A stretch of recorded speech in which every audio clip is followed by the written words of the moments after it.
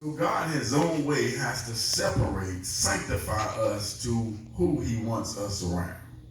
Now let me make it clear to you. You ought to love everybody, but you can't hang out with everybody. I need to go back before I can go forward. See, in the world, there were certain people, even in the world, that were in my inner circle. They were my ride or die. I knew they were going to have my back. I had no question. If we're going to win a fight, we're going to win it together. If we lose a fight, all of us had black eyes and we lost it together. But there's always somebody in your circle. They don't want to fight in the first place. As soon as the fight starts, they ain't nowhere around. Matter of fact, you'll find out some of the folk in your circle, the reason you fight because they was in the circle. They'll come after them and they'll run and you end up fighting for them. Can I get a witness? Amen. Where you going at? We see in church, a lot of folk like to get on their knees and pray, and that's a good thing. But it's what you do when you get off your knees. Because guess what? You can have all the faith in the world, but if you don't have works, God said it's no good. So God said, I put some people in your circle, not only have faith, not only know how to pray, not only how to praise, not how to worship, but they got to be ready to fight. Sometimes when you fight, and guess what? It's hard to fight when you get tired. Come on, say amen, somebody. Amen. Some of you have fighting so hard, you to the point that you don't want to fight no more, but the problem is how you're fighting. When you fight on your own strength, you're going to get tired. But if you let the Lord fight your battle, you watch him and praise him and do what he asks, he'll give you a peace that passes all understanding. Ask your neighbor again, where my dog's at. Let me help you out. Before you're going to know where your dog's at, God has to bring you into a situation to raise you up and bring the dogs to you. See anybody here barking in the background? And you don't know they're there yet because God's got to take them through a test to find out if they're your dogs. And now in Judges chapter 6, matter of fact, the first verse, God tells them the situation they're in. They said they had did evil in the sight of the Lord, and all these consequences had come upon them. There are trouble in our life that we make decisions. There are sometimes where God will lead you into trouble to show his hand. Sometimes the devil will bring on trouble. But when we've done evil in the sight of the Lord, and when I say evil, it's not necessarily what you've done or what I've done. Faith in God, without faith, it becomes evil. Come on, somebody. Can I help you out again? He's at a point that we've seen the miracles that God has done. We've seen what Moses has done. We've seen how God lifted up. We got even evidence in here how God has healed people, how God delivered people, and yet we still have a struggle believing sometimes. But your struggle in believing is a place where God says, I'm going to let you be there so I can just show you my hand. And what happens is now they're in a place, according to verse 4, that everything they get, everything they're sowing, the enemy is taken away from them. What happens to your peace when the enemy's carrying your peace around? Your joy, the enemy is taken away. The truth of the matter is, it's not that you can really do. You can't get up and rebuke the enemy when God delivered them into your hands. Come on, we're going to shout in a minute. That's the first thing you got to understand, because we spend a whole lot of energy. I claim it in the name of Jesus. I bind it up. You can't bind nothing if God delivered you. And God said, because of what you've done, I've got to let the enemy have you for a little while. Say it, a little while. A little while. And I want you to understand, when I bring you out this time, that's a good place to shout, because that means you are coming out. Because when I bring you out this time, I want you to understand it wasn't your power, your might, but by his spirit, says the Lord. And they have nothing. And God goes to a man named Gideon, a little dog. Gideon is scared. He's afraid. How do I know he's afraid? Because he's threshing wheat at the wine press. Guess what? The wine press is where you do below. If you thresh wheat, you should be on top. But he's at the bottom because he's hiding from the enemy. And every time he throws it up, guess what? All that stuff is getting up in his neck. He's getting frustrated. Now I know all you dignified folk don't know this because you got your PlayStations and your Nintendos and all that good stuff.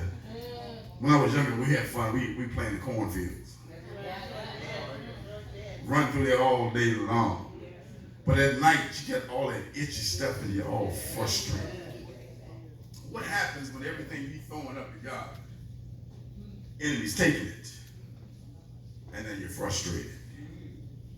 Now, before you can get unfrustrated, you still got to stop covering up. I don't know why I'm on that, but I'm going to stay on it until he gets me off it. As long as you cover up, because guess what? God is a God of truth, and God can't help you until you tell the truth. How many times have folk ask me how you doing? And you just as miserable, I don't know what, and you say, I'm fine. Matter of fact, someone answered it for you. I'm fine, how you doing? Sometimes I can find myself, I had to find myself, and I had to get you to live myself. I get in a habit, so many people talk to me, then I forget what I'm saying. Like Chris, how you doing? I'm good, sir. The Gracie, how you doing? I'm good, sir. Ronnie said, how you doing? I'm good, sir. Then somebody else comes to me and asks me, how you doing? I'm good, sir. And I go, oh, wait a minute, I wasn't supposed to say sir. Because you're so used to just saying it without even really listening. It's okay to say, I don't look good, I don't feel good, but everything gonna be good. But you gotta learn to tell the truth. When your children are all jacked up, tell the truth. Come on here, somebody. If you want God to work on your behalf, you gotta tell him the truth. That's like going to a doctor and you sick in your body and the doctor say, what's wrong? And you go, I'm blessed and I'm hardly feeling. If I was a doctor, I'd be like, why are you here? I know you're going to be, but tell the truth. When something hurts, guess what? One thing God will do to get you to tell the truth, God will sometimes let you go through pain. Not that God likes pain, but guess what? Pain, you're going to tell the truth. I don't care how strong you are, get up in the middle of the night and hit your toe on that headboard. Watch what comes out of you. Matter of fact, even your version of Jesus changes. In church, you had a little nice Jesus, bless us Jesus, but when you hit that little toe, Jesus, Jesus, Jesus. Pain does not lie because pain squeezes you into a point. Guess what? Backed up into a corner, pushed up to a wall. Guess what? The real you gonna come out. And God sees him and he's afraid, but guess what? God never talks to how you feel or where you are or where you think you're going to be. Everybody else knows Gideon's scared, and God looks at him and says, hey, you mighty man of valor. Tell you that be stronger than you think you are. Now watch when he speaks to him, he says, I'm taking my word and I'm going to speak it to you because you can't change unless the word changes you. A word can touch a 6-year-old and a 60-year-old and do the same thing. Hello, somebody. The word that can heal you can deliver somebody else off drugs. It's all about letting God's word get in you because you can't change yourself. Come on, somebody. The word is the only thing that can change us, and guess what? It's not going to do its ultimate change until Jesus comes. So in the meantime, as you walking with God in your struggles and in your issues, just know God has got you covered. Because sometimes in church, your cover-up delays God from opening the door for you. Let me say it again. It is not denied, but sometimes God is not delaying it. You are delaying it. Because you ain't ready to tell the truth yet.